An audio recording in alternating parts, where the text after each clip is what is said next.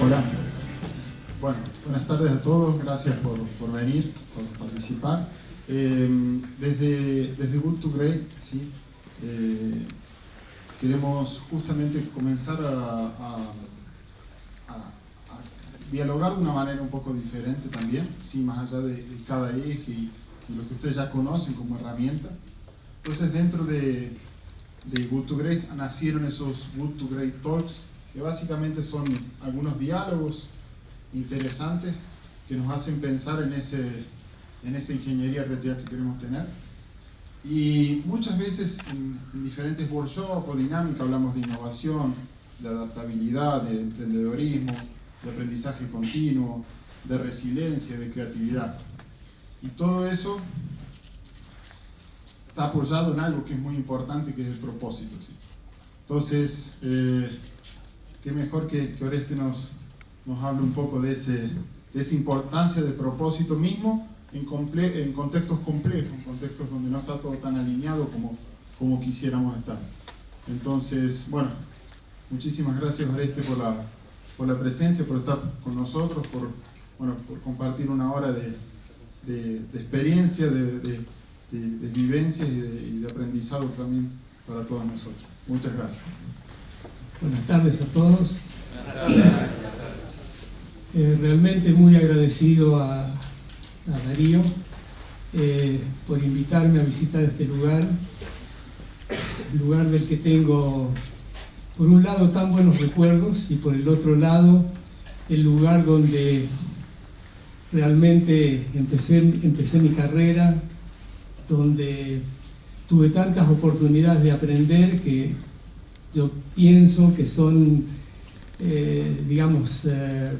bases importantes para llegar a donde pude llegar en la vida. Que, como saben ustedes, he ido bastante lejos desde el punto de vista de que durante años me mantuve haciendo cantidad de proyectos diferentes y en los cuales todos obtuve bastante buenos resultados. Entonces, cuando Darío me dijo que tenía ganas de que yo tuviera una pequeña charla con ustedes, me pareció importante. Yo no puedo hablar desde el punto de vista de ingeniería, eso es algo que va cambiando constantemente y que llega un momento en que a uno, sobre todo a mi edad, que a uno ya lo supera. Pero yo creo que hay algo que no cambia nunca, que son los caminos para recorrer la vida y qué es lo que a uno lo pueden llevar adelante. Entonces, quería empezar contándoles alguna historia de lo que a mí me pasó, en mi vida y las cosas que a mí me marcaron. Primero les voy a decir que el sueño mío de cuando tenía 12, 13, 14 años era ser ingeniero. Cuando a mí algún compañero mío me decía, ¿vos qué vas a hacer? Yo voy a ser ingeniero. No había otra cosa en la vida, yo tenía que ser ingeniero. Cada vez mis ganas de ser ingeniero iba creciendo y cada vez mis ganas eran cada vez mayores. Rendí un año libre en la universidad y a los 16 años, un año libre en la secundaria, y a los 16 años estaba en la universidad. Y yo dije, a los 19 voy a ser ingeniero. Un error bastante importante. A los 19 años estaba de vuelta en mi casa. Fue un tiempo donde los problemas del país, la revolución del 55, los cambios para mí, que realmente era un chico, los cambios de las cosas, ir a vivir lejos de mi casa, de errores cometidos. Y no puedo dejar a un lado también errores muchas veces de los profesores que no entienden, no son capaces de entender a un alumno, que va a entender a un joven. Y ahí fue el primer tremendo fracaso de mi vida. Abandoné la carrera, volví a mi casa bastante quebrado, a decirle a mis padres de que abandonaba el estudio. Y eso, digamos, en mi casa fue un golpe muy duro para ellos, mi padre me dijo que él había cumplido con todo lo que tenía que hacer un padre, de criar un hijo, alimentarlo, vestirlo, darle una buena educación. Si yo entendía que la educación ya me la habían dado, que yo había tenido suficiente educación, bueno, de ahí en adelante la vida me arreglara yo. Que buscara trabajo y tenía que subsistir. Por supuesto que mi padre, que era un hombre muy inteligente, me dijo, pero cuando necesites ayuda siempre estamos nosotros. Me puse a trabajar, enseguida progresé, fui para adelante, trabajé en una fábrica de dibujante, de diseñador, empecé a manejar personal, y ahí me empezó a dar vueltas en la cabeza el tema de algo que también había escuchado muchas veces en mi familia, que conocer otros países, otras culturas, a uno le cambia la manera de pensar, y que eso era muy importante. Y yo dije, bueno, pude intentar hacerlo. Hice el servicio militar a los 20 años, salí de la universidad a los 19, a los 20 años el servicio militar, ya estaba casado cuando hice el servicio militar, me casé unos días antes de empezar el servicio, y me puse a trabajar y a mejorar en mi trabajo, pero tenía el tema de conocer otros países. Y un día de casualidad conocí a James McLeod, que era el presidente de Industrias Kaiser Argentina. Lo conocí de casualidad en una fiesta, me puse a conversar con él, el hombre que era muy, muy, muy abierto, que amaba nuestro país. Me dio oportunidad de hablar mucho. Y entonces le dije, yo estoy pensando en ir a trabajar a Estados Unidos. Y me preguntaba, ¿qué querés hacer? Y le digo, no sé, le digo, yo lo único que quiero es tener un lugar donde pueda ganar para vivir, para poder trabajar un año o dos y conocer el país, y conocer otra gente. Me dice, yo puedo conseguir un trabajo. Al poco tiempo me llamó, me dijo que sí quería, que un trabajo había, que ese trabajo tenía un sueldo de $125 por semana. Gracias. Que tenían un sueldo de $125 por semana y que con eso yo podía vivir con mi familia razonablemente bien. Así que nos fuimos en barco a Estados Unidos porque era más barato, con mi mujer embarazada, a tener nuestro primer hijo en los Estados Unidos. Llegamos, me presenté en la fábrica, me atendió un señor ahí, me dijo que creo que era algún jefe de personal o algo por el estilo, y me dijo que, bueno, que sí, que yo podía trabajar, me podían dar un puesto en la línea de armado, en la línea de montaje, que podía hacer esto, y el sueldo y eso. Yo le dije que sí, y después me llamó y me dijo, y estuvimos pensando, después de hablar bastante conmigo, dice, a lo mejor a usted le interesaría hacer un entrenamiento industrial. Le digo, no sé lo que es. Me dice, sí, dice, es duro, dice, porque es trabajar, dice, en principio trabajar una semana en cada lugar de la fábrica. Dice, usted va, trabaja en la línea de montaje, hoy arma esto del motor, mañana, la semana que viene otra parte, después empieza a trabajar en el auto, pone la rueda, pone la caja de velocidad, pone el asiento. Dice, toda la semana un trabajo distinto. Cuando usted cree que ya tuvo un alivio porque aprendió a hacer algo, lo cambiamos de lugar. Bueno, me resultó bastante duro. Como a los 3 meses de estar ahí, un día me presento, yo todos los lunes tenía que ir a preguntar dónde me moví esa semana, el señor desapareció. No está, no sabemos cuándo va a estar, no sabemos si está enfermo, algo pasó. ¿Y qué hago? Y no sé, arréglese más o menos, me dijeron. Entonces fui, empecé en la cabeza a darme vueltas a ver qué hacía. Y como no encontraba una solución, digo, bueno, me voy a arreglar por mi cuenta. Así que estaba en ese momento trabajando en chapa, en estampado, había pasado la parte de estampado, pero al lado estaba matricería. Y matricería me resultaba una cosa realmente interesante, ver las máquinas de las hidrocopiadoras, que yo en mi vida había visto una. Y agarré y fui, hablé con el director ahí de matricería y le pedí si no me tomaba por unos días. Y me dijo, bueno, sí, venga acá. Fui de ayudante de uno, de ayudante de otro, estuve en matricería. De ahí pasé a otro lugar, no sé qué. Y digo yo, ingeniería. Me entró a picar el tema de la ingeniería. ¿Cómo será ingeniería? Pregunté dónde estaba ingeniería. Me dijo, no está dentro de la fábrica, está afuera, en un edificio así, así, así. Bueno, un día durante horas de trabajo pedí permiso un rato y crucé al edificio este. Le dije al guardia de seguridad ahí de que quería hablar con el director de ingeniería. ¿Quién era yo? Bueno, saqué mi papel, era una especie de pasante, ¿cierto?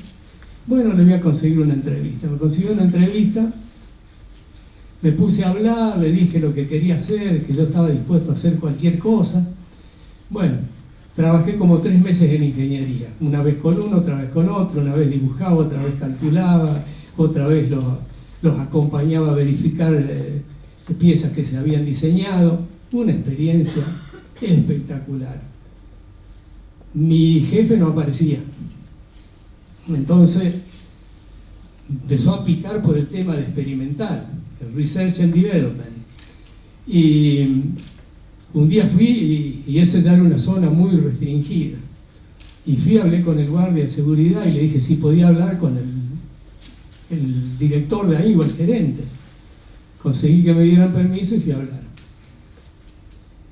Conseguí que me dejaran trabajar allá adentro. Y ahí empecé también haciendo un poco de todo, ayudando a uno, ayudando a otro. Aprendí hasta revelar fotografías. Agarraba los rollos, los metía ahí, los hacía, los revelaba. Manejar tipo de cosas raras, fotografía de alta velocidad, totalmente fascinado. A todo esto hacía unos 9 meses que estaba yo en la fábrica y aparece el señor este que desaparecido, que yo nunca supe si no estaba o si se había desaparecido él para dejarme a mí solo. Pero eso lo empecé a pensar unos años después. Me parece que me dejaron solo a ver qué era lo que hacía. El tema es que me dice, bueno, usted hizo ya esta parte, ahora tenemos arreglado para que vaya a trabajar a una planta de engranajes, Gleason Works, en Rochester, New York. Dice, nosotros le pagamos todo, es como un pecado. Dice, usted va a seguir teniendo su sueldo acá y va a ese lugar. Le digo, ¿pero qué hay en ese lugar? Bueno, ahí aprende a hacer engranajes, a diseñarlos, a construirlos, a hacer las herramientas, manejar las máquinas. Es una escuela. Muy bien. Fui para allá, éramos un grupo de menos de 20 personas, había prácticamente 2 de cada país y de Argentina el único que estaba era yo. Había 2 rusos, 2 chinos, 2 japoneses, 2 italianos, 2 alemanes, 2 americanos también. No me interesaban en sí los engranajes, pero sí me interesaba el tema de aprender. Era algo nuevo, era una cosa nueva, las máquinas, los diseños, los tratamientos térmicos. Así que bueno, ahí estuve 3 meses. Terminé de ayudante del profesor que daba la clase. Sumado a esto,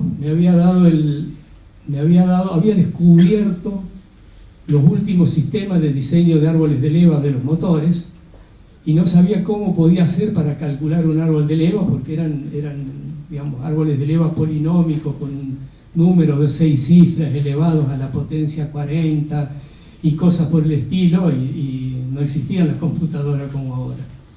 Entonces, hablando con el profesor, me dice, sí, pero nosotros tenemos las calculadoras, unas calculadoras mecánicas grandes así, que uno ponía el número apretaba el botón de lo que quería y la máquina empezaba ñiquiti, ñiquiti, ñiquiti, y al rato salía el resultado. Terminé diseñando un árbol de leva, pero lo hacía fuera de hora los días de semana, y el fin de semana me apreciaba tanto ya el profesor que me prestaba la máquina para que la llevara al hotel. Así que me llevaba la máquina al hotel y trabajaba todo el fin de semana. Resultado hice eso.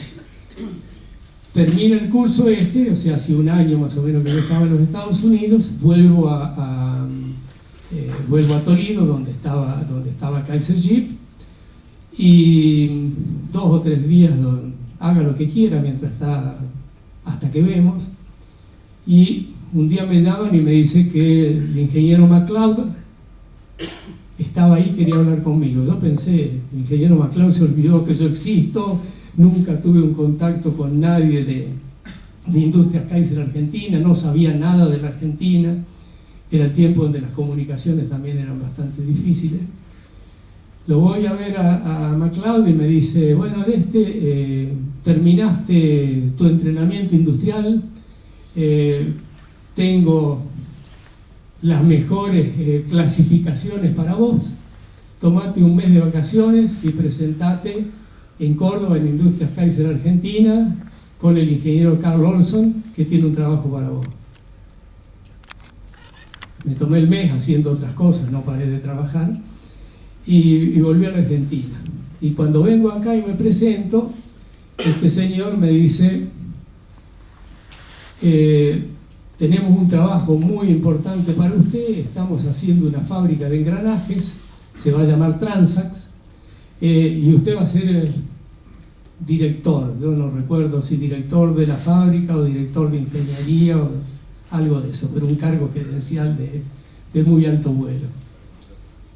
Y va a ganar, el sueldo es tanto por mes, era así algo que yo no podía creer. Y me dice, bueno, ¿qué le parece? Y le digo, déjeme pensarlo. ¿Sí? ¿Tiene que pensarlo? Sí, tengo que pensarlo. Bueno, mañana puede ser, sí, vuelvo al otro día. Volví al otro día, ¿qué pensó? No, le digo, mire, la verdad es que los engranajes no me gustan.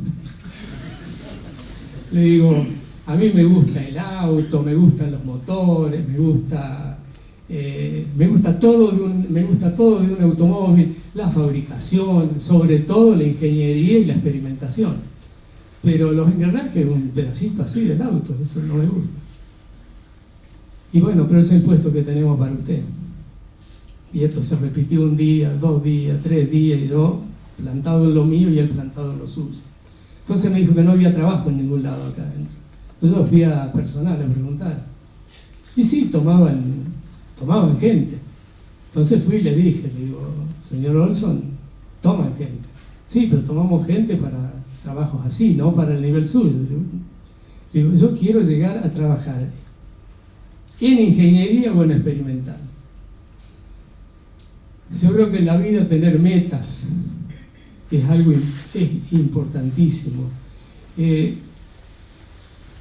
Hablando con los jóvenes, muchas veces yo le pregunto, digo, ¿qué esperás de tu vida? ¿Qué querés hacer?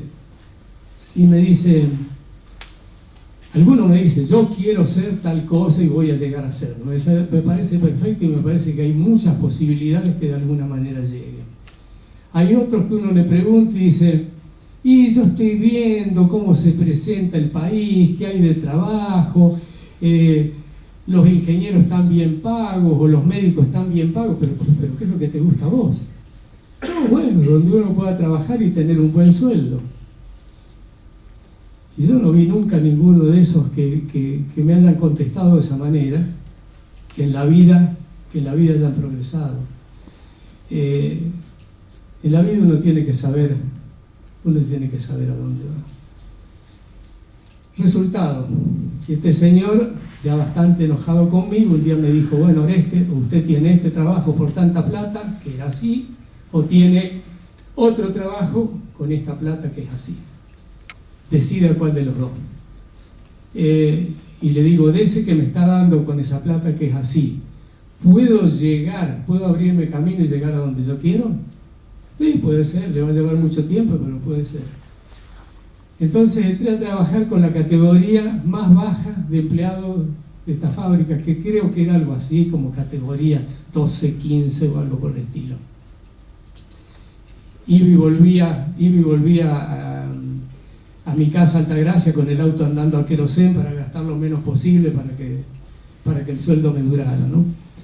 Y empecé a trabajar, empecé a hacer cosas diferentes, iba avanzando y avanzando y avanzando, y no pasó mucho tiempo hasta que con el puestito que yo tenía, que era el asistente de un americano que vivía borracho, tomaba unas copas de más todos los días, pero realmente fue un maestro muy importante para mí, porque cuando estaba fresco me daba unas clases muy buenas, muy buenas.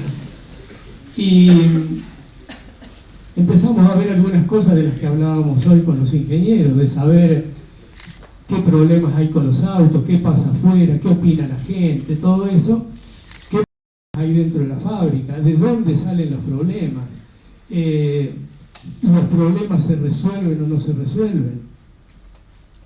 Y entonces, una vez por semana o una vez cada 2 semanas, el ingeniero MacLeod volaba, tenía su avioncito donde volaba de Buenos Aires acá, aterrizaba en la pista acá atrás, tenía una reunión con los gerentes, los diferentes gerentes, gerentes de ingeniería, de producción de la parte de motores, de la parte de armado de los autos, de la parte de pintura, todos gerentes y yo.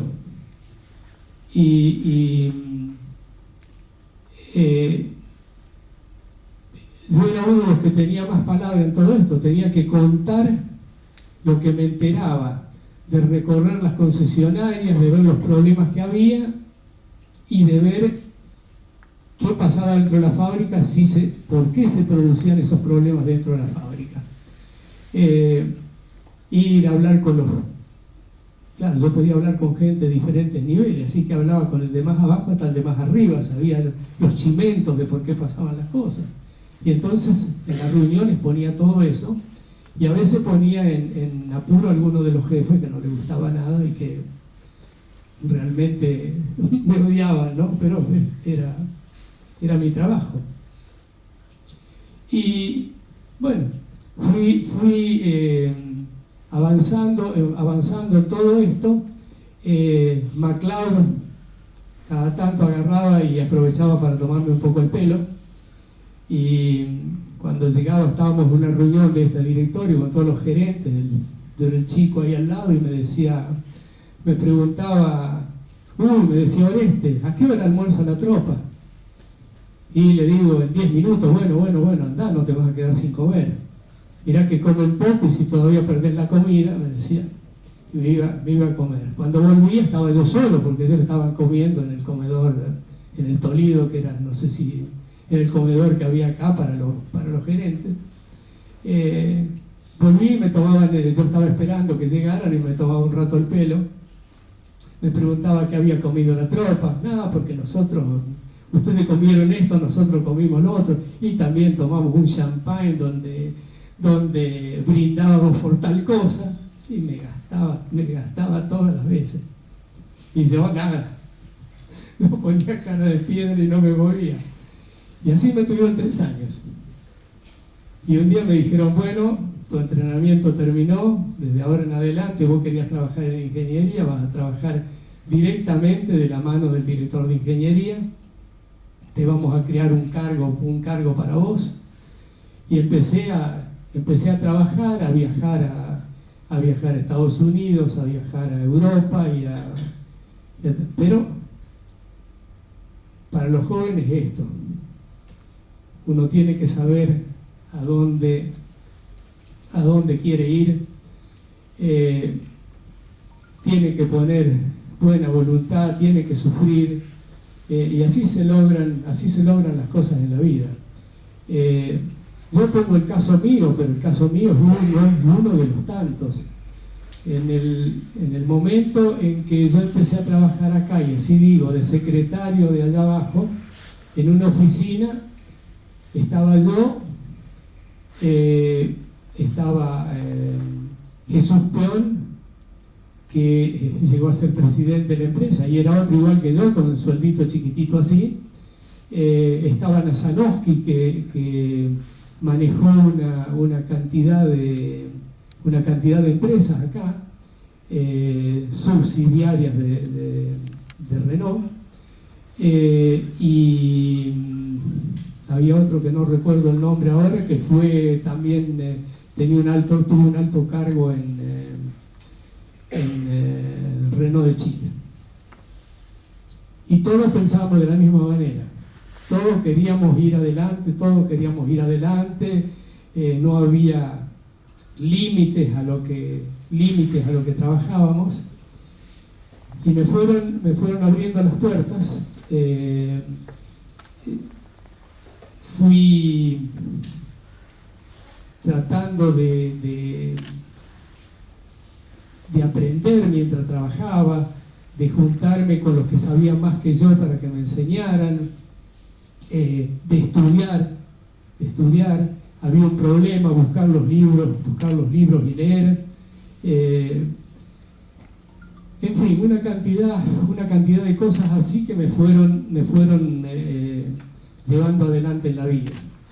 Y una cosa que siempre le presté mucha atención, por ejemplo, es a los consejos de la gente que hay algunos de los mayores que tienen mucha experiencia. Cuando uno le tiene confianza a uno, pedirle consejos. Cuando los consejos que le dan no concuerdan con lo que uno piensa, empezar a estudiar por qué, y puedo decir que la mayoría de las veces que tiene razón es el que tiene la experiencia, ¿no? Así que con eso también aprendí mucho. Otro tema importante es que en la vida nada viene de regalo. Uno tiene que trabajar, esforzarse, hacer de todo para ir adelante, y lamentablemente muchas veces uno cree que porque está haciendo todo lo que cree que está bien, no va a tener problemas. Y los tropiezos en la vida nos pasan a todos, como tuve el tropiezo en la universidad. Trabajando tuve cantidad de tropiezos. Uno viene y se pega contra una pared y se cae, y tiene que levantarse y seguir adelante, olvidarse de lo que pasó, poner la cabeza para adelante y seguirle dando. A mí me ha pasado cantidad de cosas de estas. Errores. Una vez yo dije que había cometido un error. Fui a decirle a mi jefe: he cometido un error. Y me dice: bueno, uno, los que irás a cometer en tu vida. Me dice: no comete errores solamente el que no hace nada. El que dice: yo nunca hice un error, nunca en mi vida cometí un error, ese nunca hizo nada. Entonces son puntos que los jóvenes tienen que tenerlos en cuenta. Yo dije, una vez le dije a Juan Manuel Fangio, que era otro amigo, muy amigo, casi un segundo padre para mí, tremendo consejero, y entonces yo le dije: Juan, yo soy un tipo de suerte, mira que en la vida me pasó esto, me pasó otro. Me palmeó así y me dijo: ¿sabes una cosa? La suerte se la tiene que fabricar uno. Dice, que uno te resulte un poco más fácil, un poco más difícil, puede ser, pero la suerte se la tiene que fabricar uno.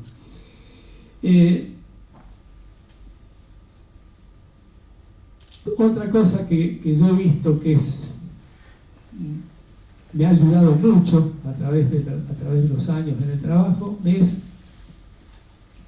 hablar con mis jefes, hablando con los que me rodean, proponer ideas.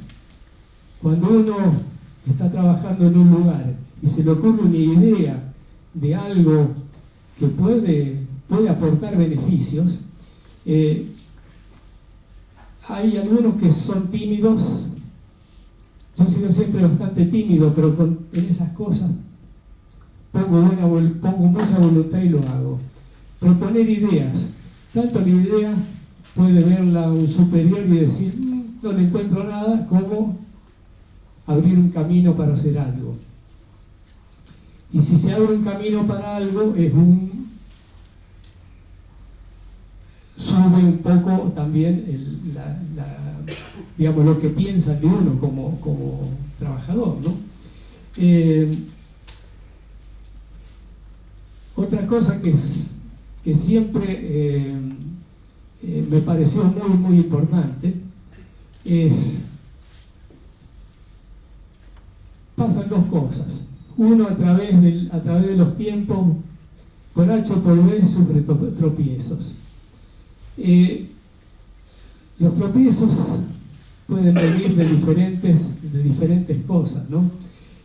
A veces son errores que uno comete. Y yo diría que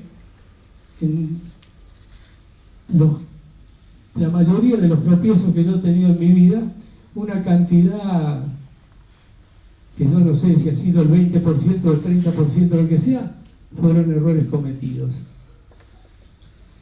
Y otra cantidad de tropiezos son las paredes que le ponen a uno.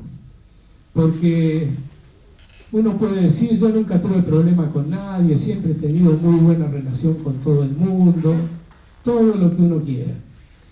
Pero siempre hay alguien celoso que le pone a uno una piedra en el camino. Entonces, por H o por B uno sufre. Yo dije, sufrí mi primero cuando estuve en la universidad. Después acá iba todo viento en popa y yo iba subiendo así. Me engancharon en el tema del automovilismo deportivo, de hacer los autos de carrera, algo que para mí era mi pasión por un lado, pero para mí eso era secundario, era donde yo me divertía. Lo que yo quería era llegar a ser un buen ingeniero. Y me pasaron cosas así que uno dice, ¿cómo puede pasar esto? En un momento después que habíamos ganado acá cantidad de carreras y me metí en el automovilismo internacional, hice un auto de carrera que asombró al mundo y tuve que parar con ese proyecto de la cantidad de obstáculos que yo tuve, de los cuales muy pocos fueron errores míos, pero fueron, no puedo esconderlo, pero los celos de la gente, ponerle a uno obstáculos y obstáculos y obstáculos, y llega un momento en que uno tiene que decidir si directamente puede seguir adelante o tiene que cambiar de camino. Yo me pegué contra la pared, seguí adelante, agarré por otro lado, por ese lado me pegué de nuevo contra la pared, seguí por el otro, y yo decía, yo quiero llegar a demostrarle a los europeos de que en Argentina somos capaces de hacer un auto de carrera a la altura de los mejores del mundo. Casi me costó mi empresa, porque ya en ese momento había salido de Renault, ya me habían obligado también a formar mi propia empresa. Otra cosa que es un poco para mirarlo así, pensarlo, en un momento en que a mí me dijeron, bueno, usted tiene que, después de los triunfos y de todo, me dijeron, bueno, acá no hay más trabajo para usted tiene que hacer su empresa. Y yo quería trabajar acá, quería estar dentro de la fábrica. Y no, tiene que hacer su empresa y si no, no sé qué vamos a hacer con usted. Sí, le damos un escritorio por ahí hasta tanto haya algún trabajo. Y ahí hablando con mi padre, escuchando los consejos de mi padre, me dice, me parece que estás equivocado, porque si vos tenés tu propia empresa, así, llegás a un trato con Renault de tal manera, podés ir adelante con tu propia empresa y después harás lo que a vos te gusta. Y bueno, y así lo hice.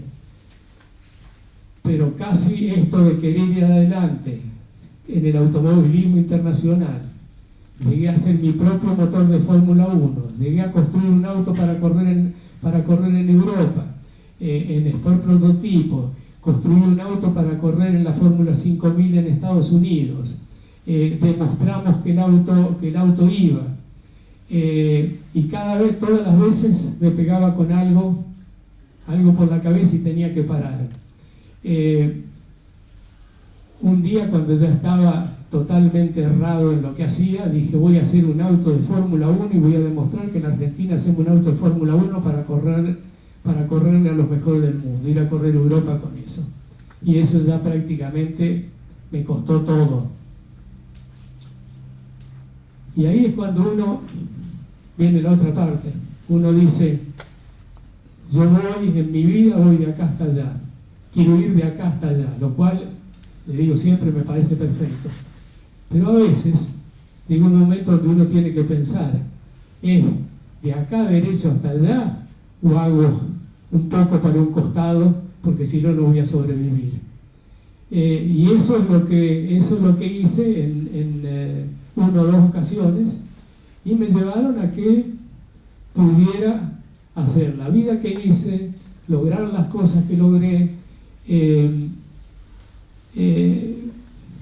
Yo soy una persona feliz con lo que hice en mi vida, me siento realizado. Algunos proyectos no logré hacerlo y no lo logré. ¿Qué va a hacer? No se puede hacer todo lo que uno quiere. A veces en alguna cosa uno falla, pero hice muchísimo hasta el día que decidí dejar de trabajar, no hace mucho tiempo.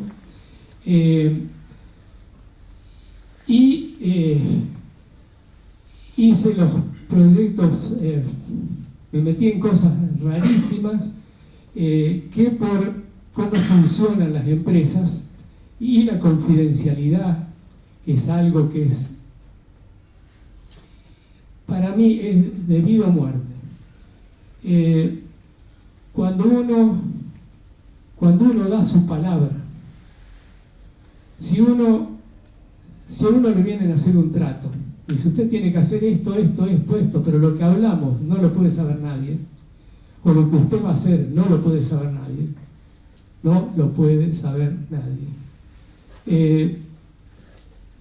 eso lo hice, 10 veces en mi vida. En 2 veces perjudiqué a algún amigo por no irle a contar algo que había dado mi palabra que no le iba a contar. Y pasaron años hasta que esto no tuvo más ninguna importancia, cuando le dije: mirá, vos pensás tal cosa de mí, bueno, yo ahora te voy a contar lo que pasó en ese momento. Eso ya había pasado hace muchos años. Entonces, cuando uno trabaja en proyectos, a uno le dice: este proyecto es secreto, o la manera en que se llega a esto no se puede saber y listo. Para mí es sagrado. Y la otra cosa que quería decirles es: las empresas son una cantidad de personas que llevan proyectos adelante y que tienen que dar un rendimiento económico, y que algunas veces, por H o por B, separa un proyecto, separa una cosa, y el trabajo que uno tenía, no hay lugar para eso. Y viene una empresa y le dice: señor, a usted no lo necesitamos más acá. Lamentablemente no tenemos un trabajo para usted. Cuando a mí me lo dijeron algunas veces en mi vida, todas las veces le dicen: muy bien, señor, le di la mano, muchas gracias por lo que ustedes hicieron conmigo, le agradezco mucho, si alguna vez me necesitan, me vuelven a llamar. Y yo, la boca cerrada con lo que había pasado. Y con Renault me ocurrió varias veces. Y lo grande de todo esto es que en un momento me dijeron: señor, váyase a su casa, se organizó así, de esa manera, y me fui a mi casa, y 2 años después me llamaron de nuevo. Y pasaron unos años y no hubo más trabajo de eso y me dijeron váyase, y me fui. Y después me volvieron a llamar otra vez. Y siempre me mantuve en muy buenas relaciones con todos, y entonces siempre supe que si me necesitaban para algo me iban a llamar. En vez hay otras personas que le pasa algo así, se pelean con todo, se van de mala manera y a lo mejor cerraron una puerta que puede haber sido una puerta muy grande en el futuro. Entonces también es un consejo que yo le doy a los jóvenes. Y bueno, esto es más o menos lo que yo quería contarles de mi relación con esta empresa, cómo he trabajado en mi vida. Siento que haya enormes proyectos que no se hayan sabido. Trabajamos en fantásticos proyectos de ingeniería avanzada para Ford de los Estados Unidos. Trabajamos, eso lo puedo decir porque no tenía ningún compromiso de no decirlo. Trabajamos para una de las fábricas de aviones más importantes del mundo, haciendo trabajo de desarrollo. Diseñamos un motor de aviación para una empresa argentina, para INVAP, que eso sí lo puedo decir. Trabajamos para varias fábricas extranjeras, en proyectos de diferente índole, desde diseñar un motor, perfeccionar un motor. En el tiempo en que Darío trabajaba con nosotros, Darío y Rodolfo Díaz, creo que fue en esa época que trabajamos en un proyecto de mejorar el consumo de combustible bajando la fricción del tren de válvula. ¿Estaban ustedes? Sí. Bueno, y proyectos fantásticos donde veíamos cosas técnicas que ni imaginábamos. Y donde, por un lado, nosotros al trabajar con las fábricas aprendimos muchísimo, y ellos aprendieron con nosotros porque son diferentes puntos de vista para encarar un proyecto. Entonces, todo eso fue para nosotros un aprendizaje, un cambio de ideas. Y como digo, modificamos un motor de avión, diseñamos un motor de avión, diseñamos un camión, modificamos, también lo puedo decir, hicimos cuando Citroën vendió la fábrica acá en la Argentina, le hicimos una modificación al motor de Citroën donde bajó el consumo en algo así como el 30% y mejoró la potencia como en el 25% o algo así. Lamentablemente después la fábrica quebró, se alcanzaron a hacer muy pocos motores y el proyecto paró, pero hicimos cantidad de cosas donde a quien le gusta lo que hace, quien no trabaja por cumplir las horas del día y cobrar el sueldo a fin de mes, bueno, realmente cada proyecto es algo que a uno lo impulsa para seguir adelante. Cuando yo trabajaba acá, el entusiasmo, y cuando empecé a trabajar en competición, el entusiasmo que tenía era tan grande que me quedaba a dormir acá y dormía sentado en mi escritorio. Llegó un momento en que teníamos un apuro tan grande de terminar los autos que me pusieron tres turnos de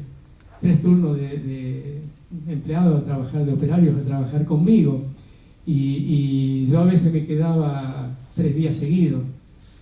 Trabajaba 3 días, día y noche, dormía sentado en el escritorio, me bañaba en un bañito que había en Experimental ahí, tiraba un poco de agua arriba. Mi señora venía de Altagracia cuando no parecía dormir y me traía la valijita con la ropa para que me cambiara. Unos me decían que estaba loco, y otros les preocupaba que avanzaba y los había pasado a todos por arriba. Son puntos de vista de la gente, ¿no? Pero bueno, yo lo que quería era contarles un poco así de historias a ustedes, porque creo que siempre las historias de alguien que en la vida hizo un recorrido un poco diferente que los demás, si uno le presta atención, sirven para algo. Entonces, hablando con Darío, la otra vez me dice, me gustaría que cuentes alguna historia como nos contabas a nosotros, porque yo los juntaba a ellos algunas veces y le contaba este tipo de historias, ¿no? Así que Darío, acá estoy y disfrutando de estar hoy con ustedes.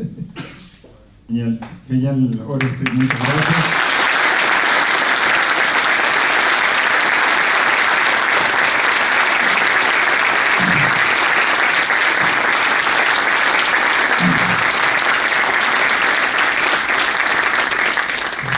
Es súper interesante escuchar cómo las cosas que pasaron nos pasan también hoy por hoy, ¿no? Las dificultades, los aciertos, los errores, la fuerza, ¿sí?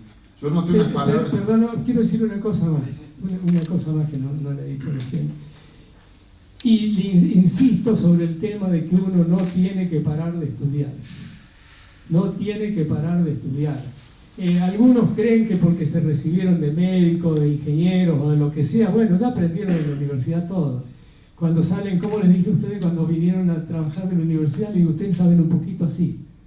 Y sabemos poquito. Tienen mucho para aprender. Y entonces, uno no puede parar de estudiar, no puede parar de investigar. Si no es el nivel termina en un lugar. Uno quiere llegar, quiere ir lejos en la vida, hay que darle para adelante y no parar con él. Yo acá anoté algunas diferentes frases y palabras, ¿sí?, que me gustaría compartir con ustedes. Tenemos un tiempito más para aprovechar también hacer algunas preguntas, pero así, frases que compartimos, ¿sí? Amor por lo que uno hace, ser fuerza de proposición, desafiarse a uno mismo, foco, compromiso, desafíos, ¿sí? Aprender de los errores, la pasión, tener capacidad de adaptación, no siempre sale todo como uno quiere que salga, la responsabilidad, cuidado de la confidencialidad, eso lo vemos todos los días en lo que hacemos, ¿sí? Parece algo tan simple pero es tan importante. Y diversidad de la visión, ¿sí? Cómo diferentes personas en diferentes posiciones consiguen dar visiones interesantes y agregar y crear algo nuevo. Entonces, bueno, muchísimas gracias, Oreste. Me gustaría que tenemos ahí unos minutos. Si alguien tiene alguna pregunta, por favor, así interactuamos. Alguna frase, algún concepto que quiera aportar. Y una palabrita más que quiero agregar. Y para mí es un error tremendo los que son presumidos. Cuando hay alguien que es presumido, le ponen trabas en el camino. Y no creerse. Preguntas por allá.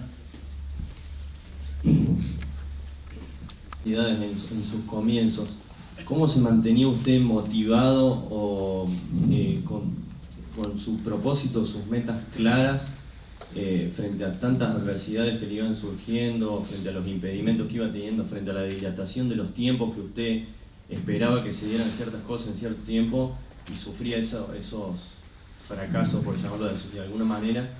¿Cómo se continuaba en esa lucha sin desanimarse, no?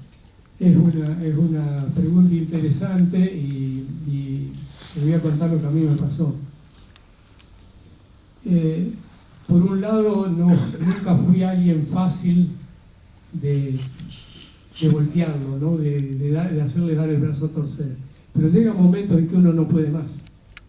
Llega un momento de que viene tan duro y no puede pasar un lugar y no puede pasar un obstáculo y uno no da más. Yo tuve una tremenda suerte. Mi esposa me acompañó a muerte.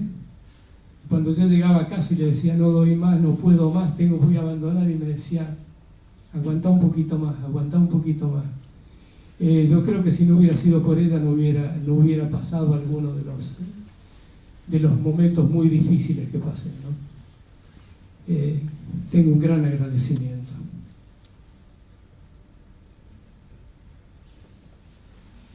¿Qué tal, Oreste? Usted nombró el hecho de querer demostrarle al primer mundo que Argentina era capaz de fabricar un auto que sea capaz de competir con eso. A nivel industria, ¿por qué Argentina parece ser que siempre se queda en la antípoda en cuando Argentina podría ser una potencia industrial, o sea, viéndolo usted o viendo otras grandes industrias que se quedan ahí y sin caer tanto quizás en el tema político, aunque si usted lo cree así, ¿qué opina usted al respecto? Yo creo que todo tiene que ver. Argentina tiene un potencial, que tuvo siempre, un potencial para llegar muy, muy lejos. Cuento una pequeña historia del tiempo del Torino. Cuando decidieron fabricar el Torino acá, hacer ese auto, se fue buscando a cada uno de los ingenieros en las diferentes partes que sobresalían por sus ganas, por sus ideas, y eso decían: vos te encargás de esto y avanzás con eso, el otro, vos te encargás de esto y avanzás con eso. Los jefes, los buenos jefes que teníamos, empujándonos para hacer las cosas,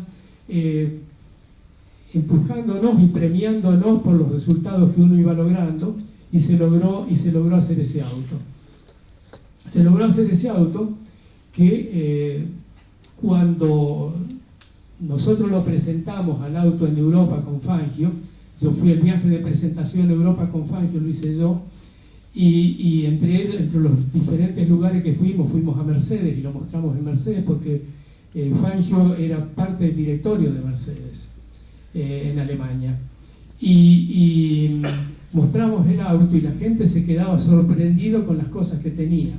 Digamos, el auto tenía una cantidad muy importante de cosas muy buenas y tenía una cantidad de detalles de los errores cometidos por una serie de principiantes como éramos nosotros. Entonces, pero estábamos en un nivel muy, muy grande. Y después con los problemas de este país, cómo cambian, con las leyes, las cosas que pasan, para mí empezó a haber un límite hasta donde uno podía trabajar, y entonces dejamos de estar en esa situación.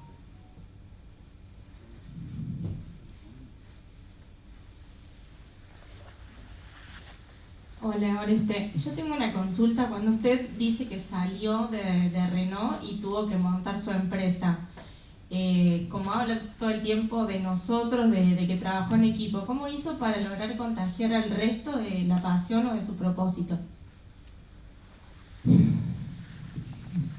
Realmente no sé si fue hablando con ellos, si poniendo como ejemplo lo que uno hacía, yo no lo sé. Yo siempre junté una cantidad de jóvenes trabajando conmigo que se enloquecían con lo que hacían, y también era un tiempo donde las leyes eran otras y donde venía alguien a pedirme trabajo, yo le decía: tengo un trabajo para hacer esto y esto y esto, y venía la persona a trabajar. Cuando el hombre podía hacer lo que nosotros queríamos y estaba dispuesto a trabajar al ritmo que nosotros trabajábamos, le decía: muy bien, te quedás, y ese iba avanzando con nosotros. Y el que no le gustaba decía: no, yo trabajo 8 horas por día y me voy a dormir, me voy a mi casa. Y nosotros sabíamos que entrábamos a las 7:30 de la mañana, se entraba en mi empresa, a la tardecita los de Córdoba se venían a su casa, y los de Altagracia nos quedábamos hasta la medianoche trabajando en el taller. Y hace poco yo escribí un libro sobre mi vida, relato de mi vida. Y cuando lo escribí, fui a ver a algunos de los que habían sido empleados míos, de los que viven todavía, y a preguntarle a ver si ellos estaban de acuerdo con cosas que yo había escrito, a ver si a ellos les parecía que estaba bien o si mi idea de lo que había pasado estaba equivocado. Y entonces un día me junté con 2 o 3 ahí y le digo: mire que yo los tenía mal a ustedes, los hacía trabajar y trabajar y trabajar, le digo, por un sueldo que era, sí, era un muy buen sueldo para 8 horas por día, pero no para las horas por día que nosotros trabajábamos, pero bueno, era para lo que daba la empresa. ¿Saben lo que me dijeron? Fueron los años más felices de nuestra vida. Nunca trabajamos con tanta gana. Dice, total, ganábamos suficiente para vivir, dice, y tirábamos todo el carro para adelante. Y por eso debemos haber logrado los resultados que logramos. Lamentablemente, con el tiempo, todo esto no se pudo hacer más. Entonces, cada vez, digamos, la relación patrón-empleado empieza a cambiarse y uno no se debe manejar con otras reglas, ¿no? Pero a mí eso me funcionó. Y los que sobreviven son todos grandes amigos. Crearon sus empresas, sus lugares, trabajan en otro lado, tienen otras cosas, pero son fanáticos míos.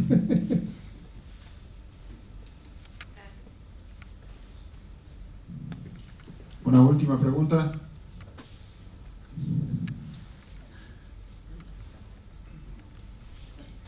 Bueno, Oreste, usted ha tenido la oportunidad, de acuerdo a lo que relata en su libro, y creo que es algo que ocurre hoy, de vivir la transición entre una empresa que era originalmente norteamericana y después francesa. ¿Cuál es la clave para la adaptabilidad que uno tiene que tener cuando pasan estas transiciones, digamos, en el caso ahora pasamos a convivir con Nissan? Yo digo que es una buena pregunta. Es una buena pregunta y es importante lo que yo dije hoy, de que uno tiene que es muy importante en la vida conocer otros países, otras culturas, otra gente, porque cada uno piensa de su manera. Cuando yo trabajé acá, trabajé con los americanos primero, trabajé en Estados Unidos con ellos, después trabajé acá con los americanos. Pasamos de trabajar con los americanos a los franceses, a mí se me cambió el mundo, Era totalmente diferente, uno se tiene que adaptar a eso, porque son, yo diría, bastante extremos para un lado y para el otro. Cuando trabajé en Alemania, trabajé con los alemanes, otro tipo de gente. Cuando trabajé con los japoneses, ahí me dio bastante trabajo, ¿no?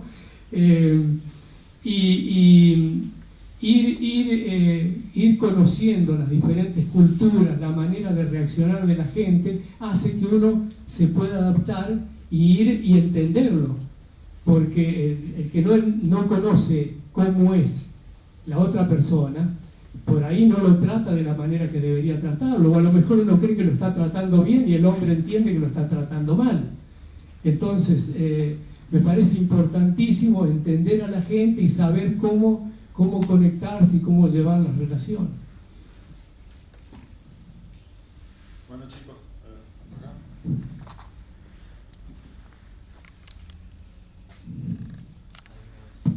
Ahí está. Entonces, estamos en horario, sí. Quería agradecerle especialmente en nombre de todos a Oreste por esta charla interesante, a todos por participar, por las preguntas que fueron súper interesantes también. Les propongo nos sacamos una foto todos juntos y bueno, los saludamos con un fuerte aplauso. Muchísimas gracias.